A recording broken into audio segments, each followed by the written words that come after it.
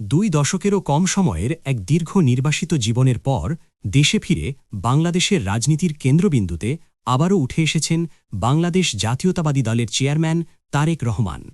ইতিহাসের এক নাটকীয় বাঁকে দাঁড়িয়ে তিনি এখন শুধু বিএনপির শীর্ষ নেতা নন, বরং আসন্ন জাতীয় নির্বাচনে জয়লাভের মাধ্যমে বাংলাদেশের প্রধানমন্ত্রী হওয়ার দ্বারপ্রান্তে থাকা এক সম্ভাব্য রাষ্ট্রনায়ক। বার্তা সংস্থা রয়টার্সের প্রতিবেদনে বলা হয়েছে, জনমত জরিপগুলো যদি সঠিক প্রতিফলন হয়ে থাকে তাহলে বৃহস্পতিবারের নির্বাচন ৬০ বছর বয়সী মৃদুভাষী কিন্তু দৃঢ়চেতা তারেক রহমানের জীবনে এক অভূতপূর্ব মোড় এনে দিতে পারে। যে মানুষটি একসময় রাজনৈতিক মামলার ভারে, কারাবাসের যন্ত্রণায় এবং নির্বাসনের নিঃসঙ্গতায় দিন কাটিয়েছিলেন, তিনি আজ রাষ্ট্র পরিচালনার সম্ভাব্য দায়িত্বের মুখে। সেনা সমর্থিত তত্ত্বাবধায়ক সরকারের সময় দুর্নীতিবিরোধী অভিযানে গ্রেপ্তার হয়ে কারাবরণ করেন তারেক রহমান। পরে মুক্তি পেয়ে চিকিৎসার প্রয়োজনে ২০০৮ সালে দেশ ছাড়েন তিনি। দীর্ঘ সময় ধরে দেশের বাইরে থাকলেও বাংলাদেশের রাজনীতি, দলীয় নেতৃত্ব এবং গণতান্ত্রিক আন্দোলনের কেন্দ্র থেকে কখনোই পুরোপুরি বিচ্ছিন্ন ছিলেন না তিনি। ২০২৪ সালের আগস্টে তরুণদের নেতৃত্বে হওয়া গণ আন্দোলনে পতন ঘটে শেখ হাসিনা সরকারের।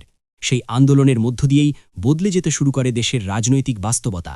এর ধারাবাহিকতায় গত বছরের ডিসেম্বরে বড়দিনে দেশে ফেরেন তারেক রহমান, একজন নির্বাসিত নেতার নয়, বরং একজন প্রত্যাবর্তনকারী রাজনৈতিক উত্তরাধিকারীর মতো, যাকে ঘিরে ছিল জনতার উচ্ছ্বাস ও প্রত্যাশা।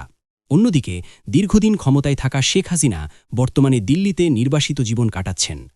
তারেক রহমানের রাজনৈতিক পরিচয়ের সঙ্গে জড়িয়ে আছে বাংলাদেশের ইতিহাস। তার মা খালেদা জিয়া দীর্ঘদিন দেশের রাজনীতিতে প্রভাবশালী নেতৃত্ব দিয়েছেন, আর তার পিতা শহীদ প্রেসিডেন্ট জিয়াউর রহমান ছিলেন মুক্তিযুদ্ধের অন্যতম সংগঠক ও স্বাধীনতার পর বাংলাদেশের রাষ্ট্রনায়ক, যিনি ১৯৭৭ থেকে ১৯৮১ সাল পর্যন্ত দেশ শাসন করেন।